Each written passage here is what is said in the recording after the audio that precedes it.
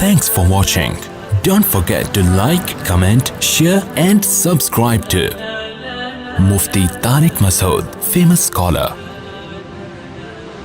میں نے بیان میں یہ کہا تھا کہ حدیث میں ریسرچ اور تحقیق ہر آدمی کا کام نہیں ہے. حدیث سے مسئلہ مستنبط کرنا، تحقیق کا مطلب مسائل نکالنا فقہی، یہ ہر آدمی کا کام نہیں ہے، بلکہ یہ فقیہ کا کام ہے.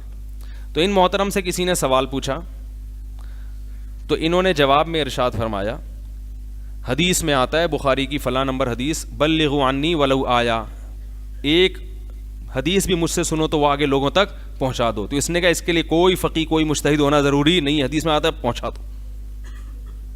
اور پھر مزید دلیل یہ کہ صحابہ کرام میں سارے عالم نہیں تھے لیکن سب حدیثیں پہنچاتے تھے. وہی ہے کہ سوال خربوزہ اور جواب میں کیا پیش کیا جا رہا ہے؟ تربوز. سوال خربوزے سے متعلق ہے اور جواب میں کیا پیش کیا جا رہا ہے؟ میں نے یہ کب کہا تھا کہ حدیث پہنچانے کے لیے فقیہ ہونا ضروری ہے؟ حدیث سے مسئلہ نکالنے کے لیے کیا ضروری ہے؟ حدیث سے فقہی مسائل کا استنباط انجینئروں کا کام نہیں ہے، اس کے لیے فقہا مجتہدین کا کام ہے یہ. اور اس پر میں نے حدیث پیش کی تھی. آپ جو حدیث پہ بلغوا عنی ولو آیا، جو مجھ سے سنو آگے پہنچا دو، یہ تو فرمائے جو مجھ سے سنو آگے پہنچا دو ہر ایک کو ہے، لیکن آگے اس سے ہر مسئلہ نکالو بھی، یہ ہر ایک کو نہیں ہے. اس کے بارے میں دوسری حدیث ہے، نبی صلی اللہ علیہ وسلم نے فرمایا رب حامل فقہ غیر فقیہ، بہت سے لوگ علم کی بات، حدیث کو، علم کی بات تو سب سے پہلے اس وقت قرآن و حدیث ہی تھا، فرمایا جانتے ہیں مگر سمجھتے نہیں ہیں. بلکہ اسی حدیث کے آخر میں بلغوا عنی ولو آیا، جو مجھ سے سنو آگے، اس کو دیکھو پوری حدیث اگر پڑھ لیتا نا تو اس کی بات کا جواب تھا. بلغوا عنی ولو آیا، جو کچھ مجھ سے سنو آگے پہنچا دو.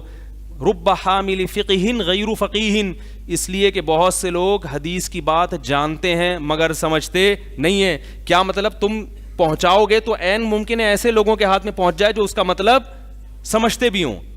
تو اس سے پتہ چلتا ہے کہ نبی صلی اللہ علیہ وسلم نے امت کو دو حصوں میں ڈیوائیڈ کیا ہے، ایک فقیہ اور ایک غیر فقیہ. ایک وہ جو صرف جانتے ہیں سمجھتے نہیں ہیں، اور ایک وہ جو جانتے بھی ہیں اور سمجھتے بھی ہیں. اگر حدیث ہر ایک کی سمجھ میں آ جاتی تو امت کو نبی دو حصوں میں ڈیوائیڈ نہ کرتے. تو دیکھو پہنچانے والی حدیث کو کس پہ فٹ کر دیا. اور پھر ایک بات یہ کہ آپ نے خود اس پہ جواب میں کہا کہ صحابہ میں سارے عالم نہیں تھے، اس کا مطلب کچھ عالم تھے. تو وہ عالم کیوں تھے؟ اس لیے کہ جو غیر عالم ہے وہ کس سے رجوع کریں؟ عالم سے. یہی فرق تھا نا. اگر سارے ہی خود سمجھنا شروع کر دیتے تو عالم اور غیر عالم کے فرق کی ضرورت تھی؟ بولو نا بھائی. تو کچھ عالم تھے اور کچھ علم میں مضبوط نہیں تھے. تو جو مضبوط نہیں تھے وہ کیا کرتے تھے؟ عالم سے پوچھتے تھے وہ. تو یہ انہی کی اپنی باتوں میں ان سب باتوں کے جواب موجود ہوتے ہیں. تو اس لیے میں کہہ رہا ہوں کبھی ان سے میری گزارش ہے کہ کبھی مجھے محبت میں اپنے ساتھ بٹھائیں آپ. ٹھیک ہے. یہ کہتے ہیں میں مناظرے نہیں کرتا، میں بھی مناظرہ نہیں کروں گا آپ سے.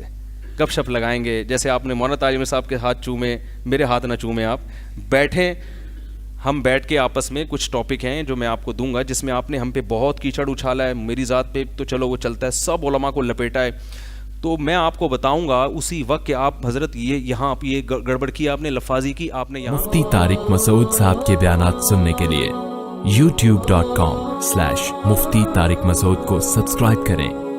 اور اگر آپ لائیو ویڈیو کو کبھی بھی مس نہیں کرنا چاہتے ہیں تو سبسکرائب کرنے کے بعد بیل آئیکن پہ کلک کرنا مت بھولیں. جزاک اللہ.